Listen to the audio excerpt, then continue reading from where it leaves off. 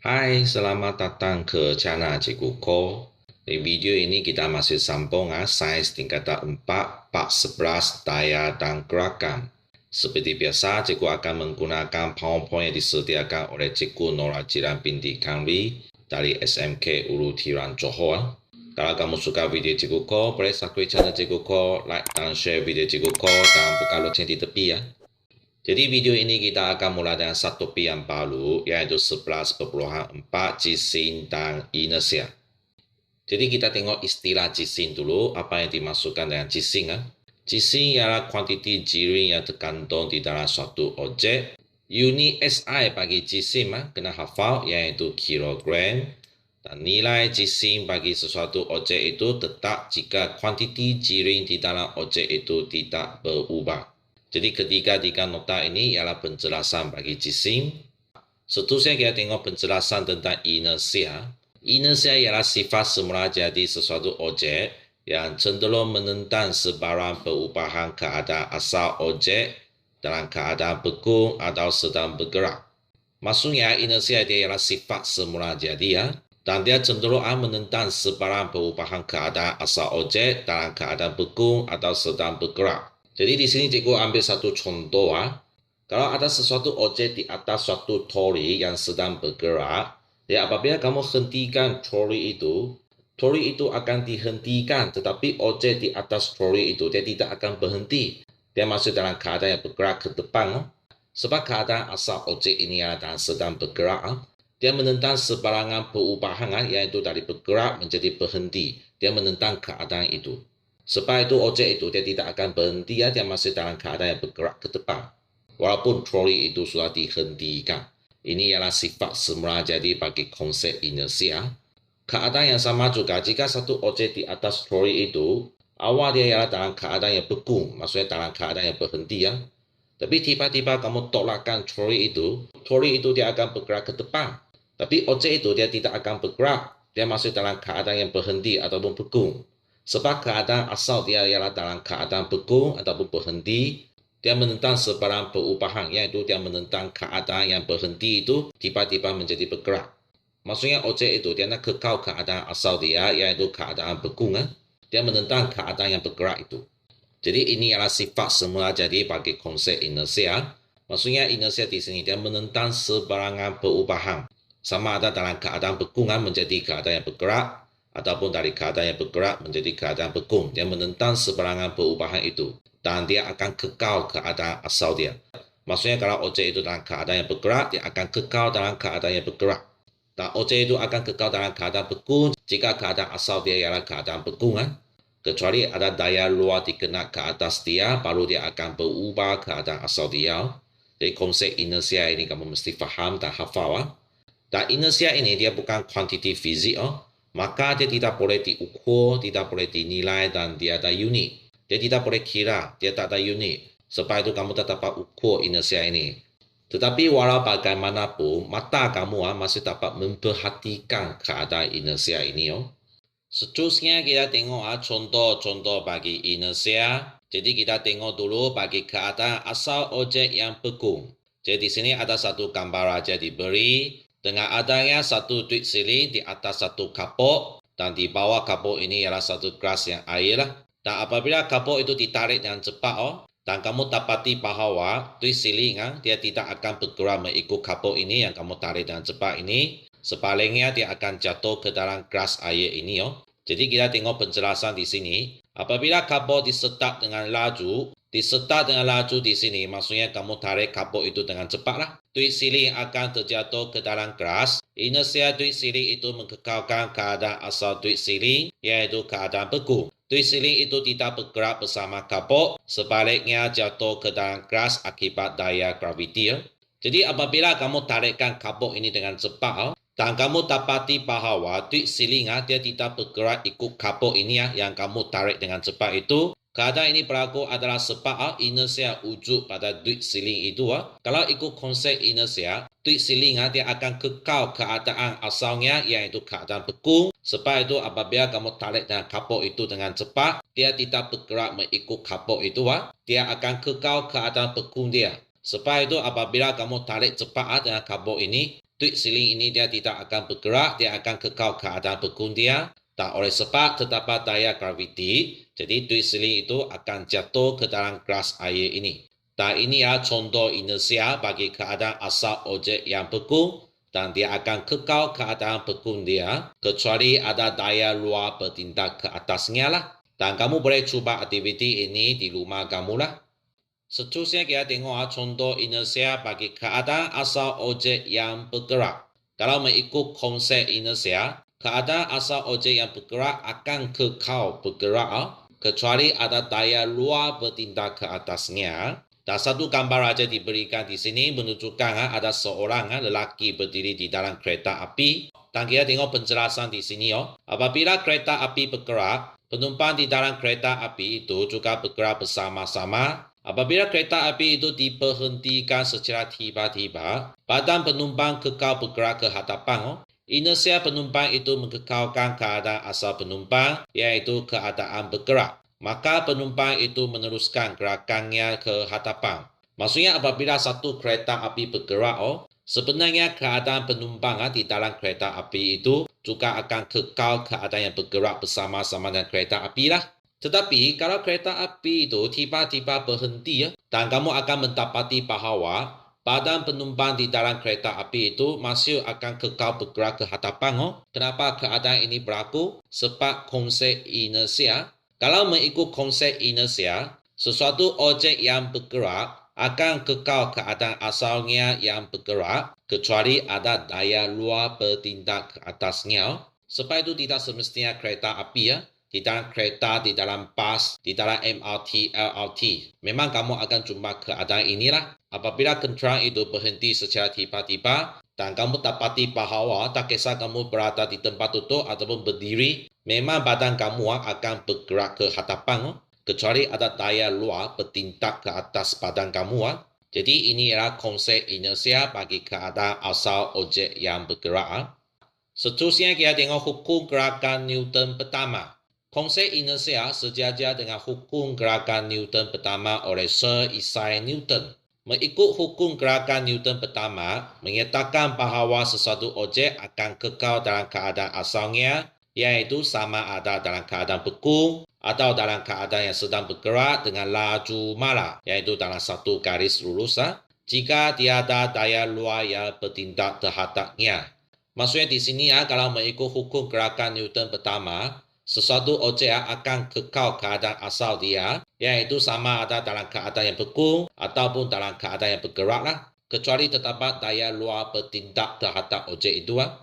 Seterusnya kita tengok hubungan antara jisim dengan inersia. Sebelum ini cikgu sudah cakapkan, inersia kamu tak dapat nilai, tak dapat ukur, tapi kamu dapat memperhatikan. Kita dapat memperhatikan sesuatu inersia itu dia adalah besar ataupun kecil. Dan inersia itu besar ataupun kecil memang banyak berhubungan dengan jisim objek itu. Dan kita tengok penjelasan di sini. Inersia sesuatu objek dipengaruhi oleh jisim objek tersebut. Semakin besar jisim sesuatu objek, semakin besar inersia objek tersebut. Jadi ada satu aktiviti yang kamu boleh buat di rumah lah.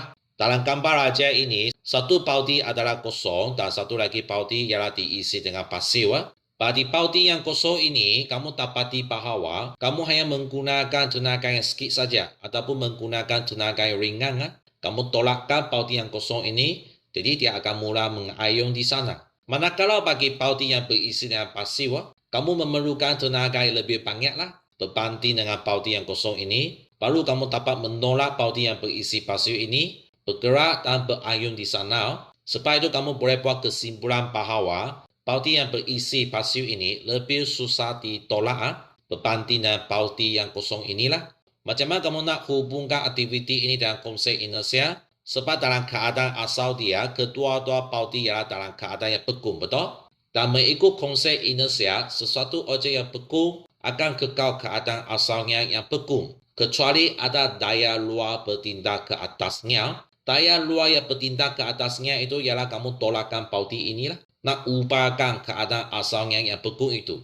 Dan semakin susah kamu nak tolakkan paudi itu, maksudnya semakin besar inersia lah. Jadi ini adalah hubungan antara jisim dengan inersia, yaitu semakin besar jisim sesuatu objek, semakin besar inersia objek tersebut. untuk menolak objek yang lebih berat ataupun jisim yang lebih besar.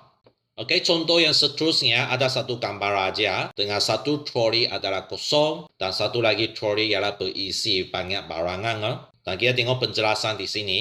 Jisim troli yang kosong adalah lebih kecil, maka inersianya juga lebih kecil. Hal ini menjadikan troli itu mudah digerakkan dari keadaan asalnya. Dan kita tengok penjelasan yang warna biru di sini. Jisim troli yang dipenuhi dengan barang adalah lebih besar, oleh itu inersianya adalah lebih besar. Troli itu lebih susah untuk digerakkan dari keadaan asalnya.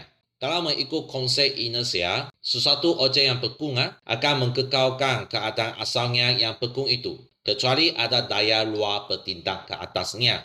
Daya luar yang bertindak ke atasnya itu ialah kamu tolak troli itulah, kamu nak mengubah keadaan asal dia. Jadi kamu dapati bahawa troli yang kosong itu kamu lebih senang gerakkan, betul? Berbanding dengan troli yang dipenuhi oleh barangan. Sebab troli yang kosong ini jisim dia lebih kecil. Kalau jisim dia lebih kecil, maksudnya inersia dia pun lebih kecil lah. Jadi kamu hanya memerlukan tenaga yang sedikit boleh menggerakkan troli ini. Manakala bagi troli yang dipenuhi oleh barangan, maksudnya jisim dia lebih tinggi, maka inersia pun lebih tinggi.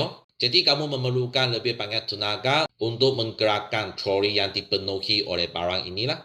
Sama situasi dan konsep bagi kamu nak memberhentikan troli ini. Kalau ikut konsep inersia, sesuatu objek yang bergerak akan mengekalkan asal dia yang bergerak, kecuali ada daya luar bertindak ke atasnya. Daya luar yang bertindak ke atasnya itu ialah kamu nak hentikan troli inilah. Jadi kamu dapati bahawa troli yang kosong lebih senang dihentikan berbanding dengan troli yang dipenuhi oleh barang. Sebab troli yang kosong jisim dia lebih ringan dan ini menyebabkan inersia pun lebih kecil. Jadi kamu nak hentikan troli yang kosong lebih senang. Mungkin satu tangan saja kamu tarik boleh hentikan troli yang kosong itu sudah. Tetapi bagi troli yang dipenuhi oleh barangan, jisim dia adalah lebih besar dan ini boleh menyebabkan inersia pun lebih besar. Dan apabila kamu nak menghentikan troli ini, tenaga lebih banyak kamu kena gunalah. Kemungkinan kamu nak guna kedua-dua tangan tarik, baru kamu dapat menghentikan troli yang dipenuhi oleh barang ini. Jadi ini adalah konsep inersia dan juga hubungan jisim dengan inersia. Semakin besar jisim sesuatu objek, semakin besar inersia objek itu. Seterusnya kita masuk tengok hubungan antara jisim dengan inersia. Hubungan antara jisim dengan inersia dapat dikaji menggunakan neraca inersia. Neraca inersia dicipta oleh pihak NASA untuk menentukan jisim objek di stesen angkasa lepas.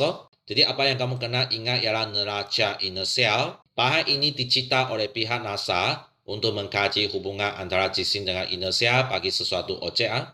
Seterusnya kita tengok kesan inersia dalam kehidupan harian. Maksudnya kita boleh guna konsep inersia ini dalam melakukan aktiviti manusia dalam kehidupan harian.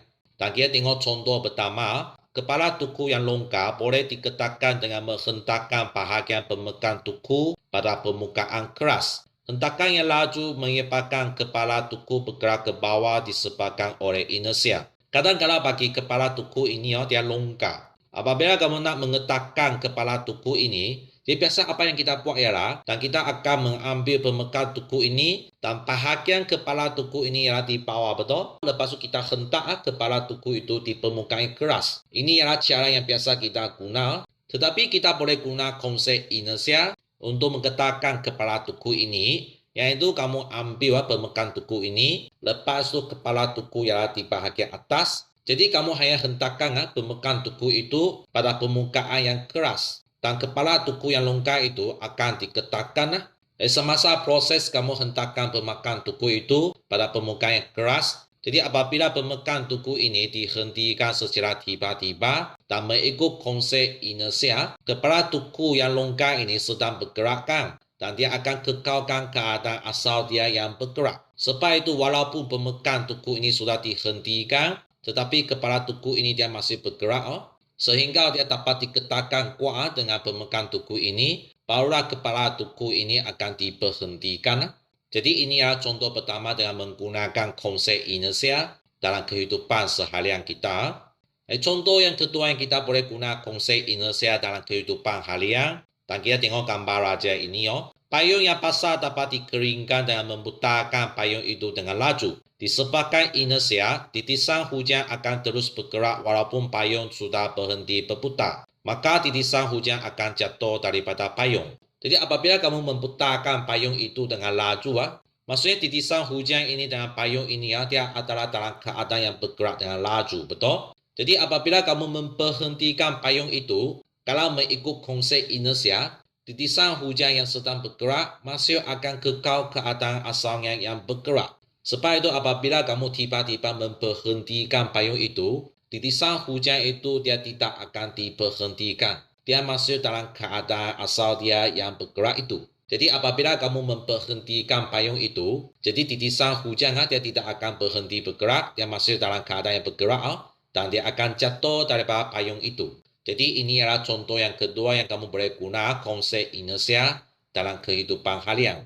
Oke, seterusnya kita tengok contoh yang ketiga. Dan kamu nampak satu gambar aja di sini. Terdapat seorang pembantu kereta yang sedang membantu dan memakai tali pinggang dia. Dan kita tengok penjelasan di sini. Kesan inersia boleh menyebabkan kecederaan kepada pemandu kereta. Oleh itu, kereta dilengkapi dengan beg udara, pengadaan kepala dan tali pinggang keselamatan untuk menkurangkan kesan inersia. Kalau mengikut konsep inersia, kalau sesuatu objek yang sedang bergerak akan mengekalkan keadaan asalnya yang bergerak, kecuali terdapat daya luar bertindak ke atasnya. Jadi apabila kereta itu bergerak, maksudnya pemandu kereta itu pun sedang bergerak. Jadi apabila satu kemalangan berlaku, kereta itu akan dihentikan secara tiba-tiba. Manakala badan pemandu kereta itu, dia nak mengekalkan keadaan asal dia yang bergerak itu. Jadi maksudnya badan pemandu kereta itu tidak akan dihentikan secara tiba-tiba. Dia masih akan bergerak ke depan. Sebab itu kita nak ada daya luar untuk memberhentikan keadaan yang bergerak itu. Jadi apakah daya luar yang kita gunakan untuk menghentikan keadaan asal yang bergerak itu? Jadi biasanya contoh yang paling jelas adalah tali pinggang inilah. Jadi apabila kereta itu berhenti secara tiba-tiba dan badan kita masih bergerak ke hadapan dan tali pinggang ini ialah daya luar. Dia boleh menghentikan badan kita untuk meneruskan gerakan ke hadapan. Dan contoh yang kedua ialah beg udara di depan kita. Beg udara yang digunakan itu dia akan tolong memberhentikan badan kita teruskan gerakan ke hadapan. Contoh ketiga ialah pengyata kepala. Pengyata kepala ialah merujuk kepada bahagian ini, yaitu di belakang kepala kita untuk melindungi kepala kita dan memberhentikan gerakan kepala kita terus ke belakang. Jadi inilah tiga contoh bahan yang kita pakai untuk mewujudkan daya luar, memberhentikan badan kita terus bergerak ke hadapan apabila kereta itu berhenti secara tiba-tiba. Seterusnya kita tengok contoh yang terakhir bagi kesan inersia dalam kehidupan harian.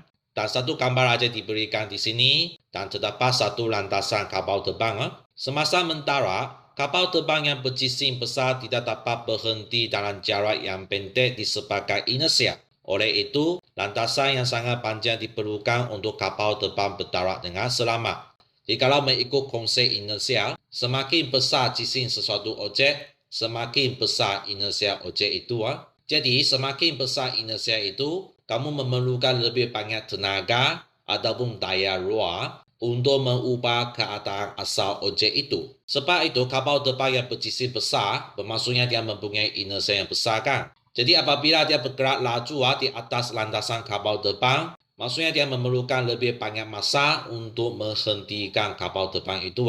Ini bermaksudnya dia memerlukan landasan yang lebih panjang untuk memberhentikan kapal terbang yang berjisim besar. Jadi video ini sampai sini saja. Video ini kita fokus belajar tentang konsep inersial. Konsep inersial merujuk kepada sesuatu objek akan kekalkan keadaan asal dia, sama ada keadaan beku ataupun keadaan yang bergerak, kecuali ada daya luar bertindak ke atasnya. Dan inersia itu besar ataupun kecil berhubung kait dengan jisim objek itu. Semakin besar jisim sesuatu objek, semakin besar inersia objek itu.